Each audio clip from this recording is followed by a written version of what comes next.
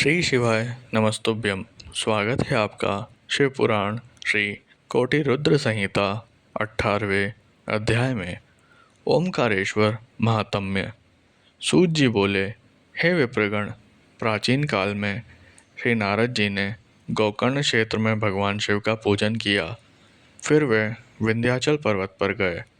विंध्याचल ने उनका आदर सत्कार किया और उन्हें उत्तम आसन पर बैठाया।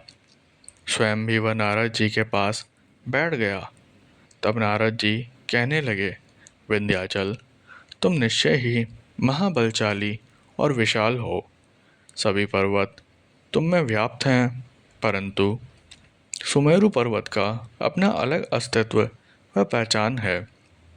यद्यपि तुम में सभी गुण विद्यमान है, परंतु फिर भी सुमेरु की बराबरी तुम नहीं कर सकते। नारद जी के वचन सुनकर विंध्याचल पर्वत को बहुत दुख हुआ। वह सोचने लगा, मेरा जीवन तो व्यर्थ है। जब मैं किसी के कोई काम नहीं आता तो मुझे अपने जीवन को सुधारना चाहिए। यह विचार कर वह भगवान शिव की शरण में गया। विंध्याचल में ओमकारेश्वर जाकर वहीं समीप में भगवान शिव का पार्थिव लिंग स्थापित किया और विधि विधान से भक्तिपूर्वक उसकी नियमित आराधना करने लगा। वह घंटों शिव जी के चरणार विंदों के ध्यान में मग्न रहता।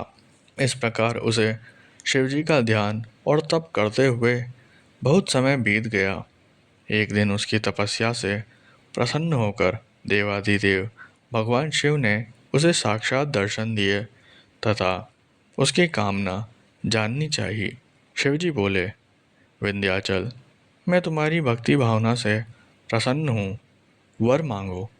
भगवान शिव के निर्मल वचनों को सुनकर विंध्याचल की खुशी का कोई ठिकाना न रहा। उसने अपने आराध्य देव की स्तुति आरंभ कर दी।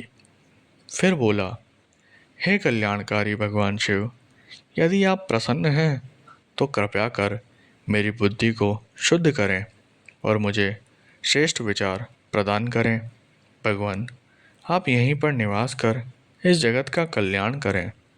तब विंध्याचल की मनोकामना को पूरा करते हुए भगवान शिव ने उनके इच्छित वर को प्रदान किया और स्वयं विंध्याचल द्वारा स्थापित लिंग में ज्योतिर्मय रूप में विराजमान हो गए। ये ज्योतिर्लिंग परमेश्वर नाम से प्रसिद्ध हुआ। ओमकारेश्वर व परमेश्वर नामक शिव ज्योतिर्लिंग अलग अलग होते हुए भी एक हैं। ये अपने भक्तों को अभिष्ट फल प्रदान करने वाले तथा उन्हें मोक्ष देने वाले हैं। इस प्रकार अपने भक्त विंध्याचल पर अपनी कृपा दृष्टि कर शिवजी वहाँ से अंतर्ध्यान हो गए। ऋषियों, इस प्रकार मैंने आपसे ओमकारेश्वर नामक शिवलिंग की महिमा का वर्णन किया।